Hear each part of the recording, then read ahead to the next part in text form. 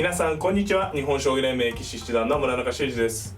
今回はですね、将棋ウォーズで指しました対局の解説編を大盤でお届けいたします。戦型がねちょっと相掛かりなんですけれども、少し一風変わったスタートのね、序盤だったので、そのあたりをまずポイントとしてね見ていただければと。で中盤以降は通常のね相掛かり戦と似たところもあるんですが、玉形がねお互いに薄い戦いになるっていうのが相掛かり戦法の特徴の一つですので、そういったあたりもねご注目していただいてご覧いただければなと思っております。はい、ではね早速対局の方を振り返っていきたいと思います。本局ね私が後手番ですので、将棋ウォーズの画面とはね、戦後逆になりますのでご了承ください。相手の方2六歩、3四歩、2五歩、3三角とね、早めの2六歩2五歩とね、ここまではね、ちょっと変わって早めにね突き越すのは一つの思考ではあるんですけど、この次の手がね本局相手の方のね注文の一手というかね、2六飛車と。この手は珍しい手ですね。端的に言うとね非常に珍しい手で、7六歩とつけばね、プロの公式戦でもたくさんあるような将棋ですよね。これで4四歩突くとか3二銀上が2二銀上が4二銀上がとかね、いろいろ手が広いところで、2六飛車という手はね、これ3六飛車とよって縦歩取りなんて言い方もしますけど、この角のところで歩を取ってしまおうっていうのが狙いなんですね。ちょっとね油断して、例えば仮にですけどね、何か4二銀みたいな手ですと3六飛車とやればこう一応一歩がね取れるというのがね、ただもちろんこれでね、例えば4四歩とついて3四飛車に4三銀3六飛車、例えばですねで2二飛車と、こういった戦い方をしてもね、それほどなんていうんですかね、後手がすごく悪くなるというわけでもないですね。これで先手2六飛車で戻るぐらいですけど、一歩はね得したんですけど、例えば王様こっちに後々囲った場合に、王様からね遠いところの離れた歩ですから、この歩を取られても、逆に例えば3四銀とかね出て使うこともできるかもしれませんし、振り飛車党の方はね、歩を取られるのはちょっと序盤早々ね歩を取られるのは気分悪いとこもありますけど、仮に取られてしまってもね、ゆっくり指すということは選択できます。本局ね私はこの2六飛車でねやっぱり歩を取られるのは気分があんまり良くないということでね、ちょっと対応してみました。8四歩と何か全く受けてなさそうなんですけど、この手がね一つ、2六飛車対策というかねの手で、もちろんこれでね相手の方は3六飛車と狙い通り寄ってくるんですけど、そこで8五歩と、この2手がねポイントの手で、これに対してね、3四飛車と、飛びついてきてくれるとこれ一番楽でして、8六歩とつくとねこう一歩取るのに夢中になってる間に角の頭が大ピンチになるんですね。これ同歩同飛車と。これ3四飛車と出てもね角は桂馬で紐がついてますから、これ次に8七歩がありますからね、損して得取るじゃないですけれども、これははっきり後手が優勢になります。ですので相手の方はね、8五歩に対して何かこう角頭を受ける手をね、飛車寄ったんですけど指さないといけないと。実際はこの8五歩で7八金と上がって受けたんですけれども、こう受けさせればね私の方も8四飛車と浮きましてね、角頭受けてくるなら私の方も歩を受けるよと、これでぴったりね受かるわけですね。2六飛車ってちょっとハッとする手ではあるんですけれども、この受け方を知っていれば居飛車党の方はこの手順にね苦戦するということはおそらくないのかなと。で飛車をお互い浮き合ってね、じゃあこの駆け引きがどっちが得をしたのかって話なんですけれども、もちろんこのねできればこう一歩交換して引きたいような飛車なんで、この飛車もあんまいい形ではないんですが、ただ先手の方はねこれ2手使ってるんですよね。2六飛車3六飛車とね。で後手の方はこれ変なね、いわゆるね極端なこと言うと7四飛車って寄る必要がないわけで、3六飛車の一手というのはね、本局この後も出てくるんですけど、いずれこの飛車このままね歩越しの飛車で戦えないのでどっか飛車を移動することになるので、そうするとねこの飛車の位置の差だけ後手の方がね少しやり取りとしてはね得してる形になっているかなと思いますね。ですので繰り返しなんですけど、この形の受けとけさえことを知ってればね、8六8六8四8五歩さえ知っておけば、後手としてもねそれほど怖がる必要のない指し方とね言えるかなと思います。実際はねこの8四飛車でね、一段落しました。歩をねもう取るということがないんでね、実際3八金と上がりまして、私も3二金6八銀5二玉とね、ここ難しかったですね。対局編の時も言ったんですけどね、4一玉と寄って右側ね、こちら左側ですから、私の方から見て左側に囲う手もあるし、6二玉から7二銀でねこうひねり飛車風に戦う方法もありますね。まあ、5二玉はまあその中間といった感じでね、中住まいという格好です。5二玉に、2八銀、7二銀。まあ、この辺りはね、まあちょっと力戦系ですよね。まあ相掛かりのね、最初にちょっとオープニングで言わせていただいたんですけど、まあ、相掛かりの一種ですけれども、非常にちょっと、まあ前例がね、少ないような、まあ、ちょっと一手一手がね、まあ、なんていうんですかね、好みが出そうな将棋ですね。で、2七銀に、2二銀と。まあ理想は4二銀からこうね、なれば一番理想なんですけれども、4四歩の瞬間にね、3四飛車と取られる手が残ってるんでね、まあ実戦は、まあ4二銀待ったと思うんですけど、2二銀と上がって、まあ場合によってはね、2四歩同歩同角とかね、ほぐしていくような手を狙ってます。で、2二銀に対して、9六歩、9四歩とね、まあ8の位付き合いが入りまして、で、7六飛車ですよね。これが先ほど言ったことですよね。ここに飛車がいてずっとね、この歩にらんでれば、後手の方がね、このどっかの歩を突くとこう取れるんですよね。なので、まあ、ずっとこのまま駒組みできればいいんですけど、先手の方もね、とはいえもうなかなかね、動かす駒が少なくなってきてるんですよね。まあやるとしたら王様を1回上がるぐらいですかね。まあ上がったとして、例えば後手が6二金とかね、まあこういう手と変わったとしても、もうこれ以上はね、この飛車でまあお互い睨み合いなんですけど動けないのでね、まあ結局ここの時点で先手の方は7六飛車とね、動かすことでね、まあちょっとこの例えば3六歩から3七桂、まあ実際見られる3六銀か4五銀というね手を見せていったわけですよね。まあ私のはね7六飛車だったので7四歩とね飛車の動きがね止まっても大丈夫な図をつきました。で、3六銀とねこれ戻ってくればね7五歩でまあこの2手ね得しますので、まあ実戦は3六銀と、これはでも相手の方もね鋭い狙い筋で、まあこのね飛車先の飛車の動きが止まってるんでね4五銀と出れればこう飛車が睨んで銀を狙うというね、こうちょっと欲張りな作戦ですけど、こう狙っていこうと。で3六銀に対して私もね対応策が必要ですので4二角と引いてね、まあこれ丁寧な一手ですね。まあ4四歩とねこうなんていうんですかね、まあ受けつければもう絶対こう銀出られなくなるんですけど、一つ気をつけていただきたいのはね、これ中住まいの玉っていうのはこの小瓶ですね、斜めのラインが弱点になりますので、例えば銀がねちょっとこっちでこうすぐこうね、こう補強できる形ならいいんですけれども、2二に銀がいて4四歩って形はねちょっといわゆる将棋用語でね味の悪い形なんて言い方をするんですね。もちろんこれですぐ何か潰れちゃうってわけじゃないんですけど、この後ね戦いになったりした時にここの補強、まあ一回歩はついてしまうと戻れないんでね、この歩をちょっとつきたくないということですね。まあこうついちゃえばもう問題は簡単に解決するんですけれども、ついてしまうと傷がね消えにくくなるかもしれないということで、まあできればこの歩をつかないで頑張りたいというのは4二角の意図ですね。でまず4二角と引けばね、相手の方当然4五銀とね出てきますね。で3三銀と、まあ銀ではね許すんですが、私の方もこの壁銀を使って、まあ、この歩をつくのをねまあ後に回してるということですね。で、3六飛車と、まあビュンビュン回してねちょっとこう今度この歩がね受けにくそうに見えるんですけど、7五歩とねついてどうなんですかね。まあこう先手のペースに見えるんですけれども、よくよく見るとね先手は攻めてる場所がこの3四の地点しかないんですよね。でかつこう歩の上にいる歩越しの飛車っていうのは非常に使いにくい、これね有段者の方とかね経験する、例えばこの歩が乗ってるとねベストですよね。乗ってると非常にいい形なんですけれども、こう歩がね飛車の下にいる形っていうのはね結構攻めにくいんですよね。で私の方は押されてるように見えますけど、全ての駒がねこの歩の下から駒が進出してるのお分かりいただけますかね。こう一緒の動きも通ってね、だからこれね長くなればなるほどもう後手の方がね模様がいわゆる形が良くなっていきやすいんですね。なので先手はねこう威勢がいいようですけど、これなんか戦果を上げないと苦しくなっていくと、まあ、実戦ね9七角とねそういった意味で動いていきましたが、7四飛車と冷静にね太りを受けまして、で7四飛車に対してね5六銀と、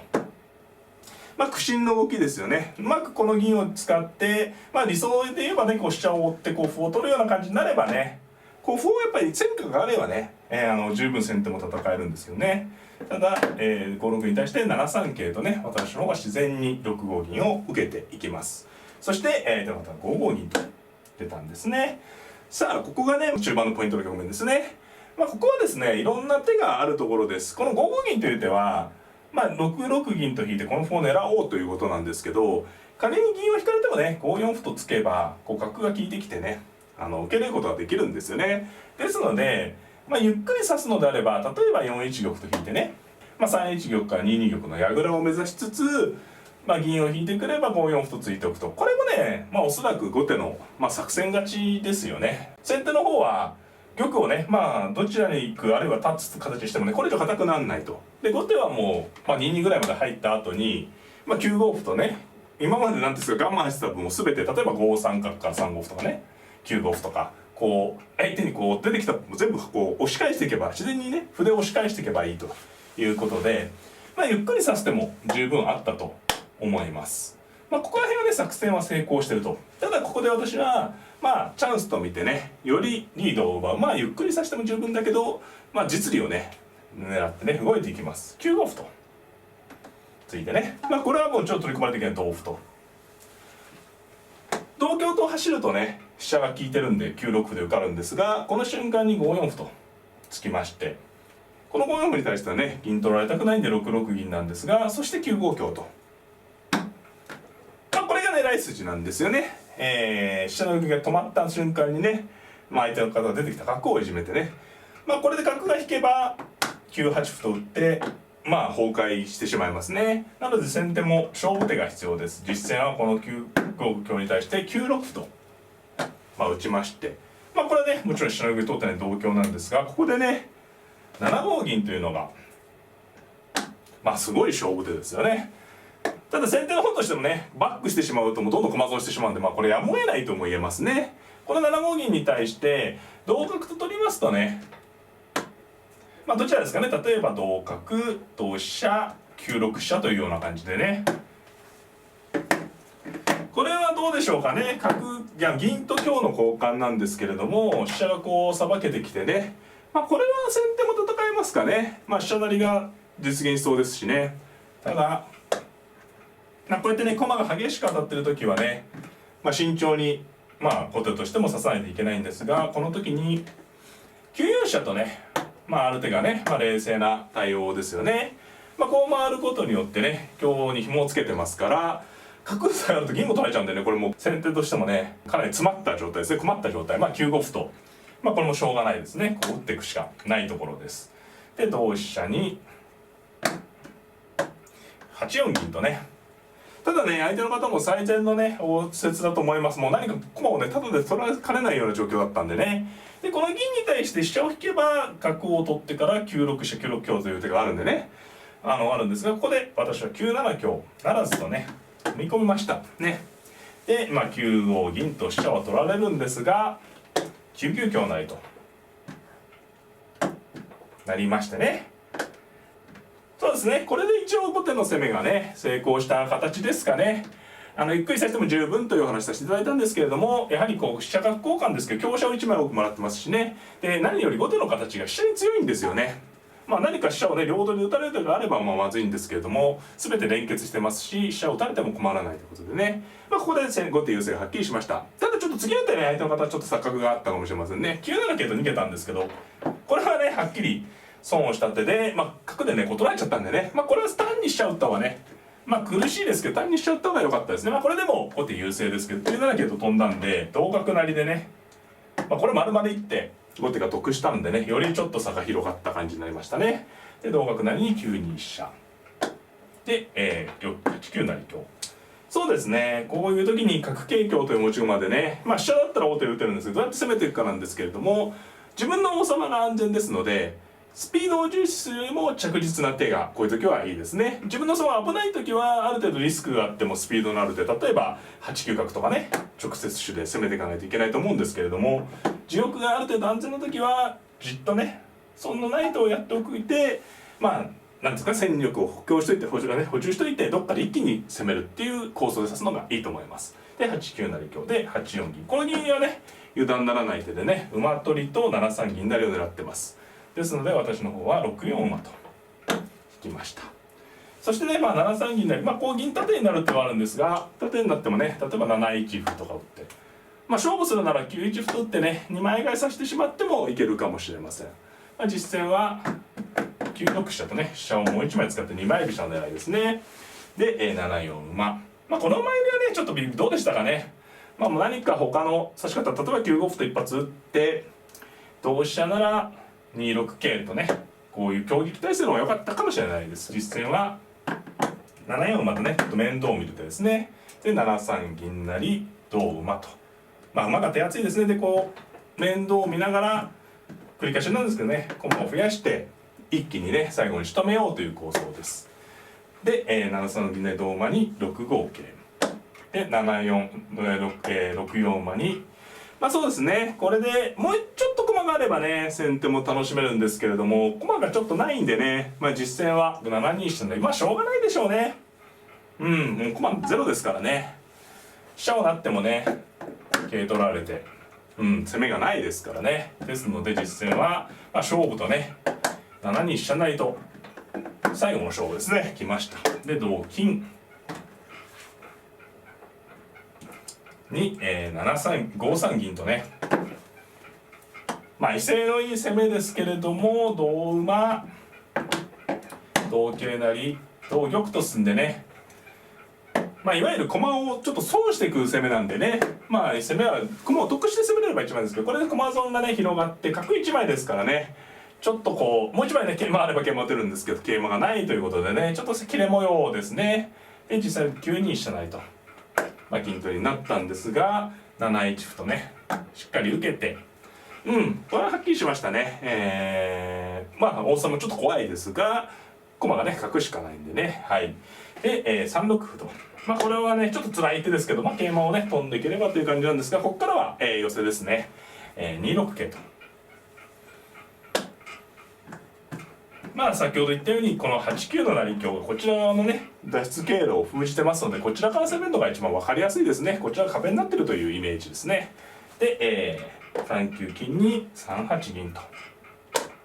まあ気をつけないといけないことは角でね王様が露出してますから、王手なんとか取りでね取られちゃうってさえ気をつければ、まあこの局面は大丈夫ですね後手がね。で3八銀に対して、まあ、同金ですと同桂成と桂はなくなんでね、4八金と上がったんですが、まあ3九飛車がね激痛の王手ですね。まあこの飛車打ちをもってね相手の方の投了となりました。まあ以下なんですけれども、これ王手でね、まあ王様上がると6九銀で一手即詰みですし、まあ粘るなら4九角ですけれども、まあこれもね同銀成同金同飛車成と、まあ普通にねこう駒を取っていって同玉に、まあ、金を打っていけばね、これはベタベタ打ってまあ詰みがありそうな局面ですね。まあ銀から入ってもいいですかね。まあいろいろ駒がねこれだけありますから、まあ角打ってもいいですし、まあさまざまな形で、まあ仮に万が一詰まなくてもね飛車銀しかないですから、相手の差も安全ということで、まあこれは投了もやむを得ません。はい、いかがだったでしょうか。ご覧いただいた通りちょっと変わったスタートの相掛かりだったんですけれども、序盤の指し方はアマチュアのね方々の中ではね、まあはめてまではいかないですけれども、ちょっと気をつけたい指し方の一つなんですね。まあプロの公式戦とかでは見られないような指し方なんですけれども、慌ててね指してしまうとね相手の術中にねはまってしまうこともあるので、大場で解説させていただいた対策でね、皆様の実践に生かしていただければなと思っております。この動画が良かったなという方はグッドボタンを、チャンネル登録の方もぜひぜひよろしくお願いいたします。それではまた、さようなら。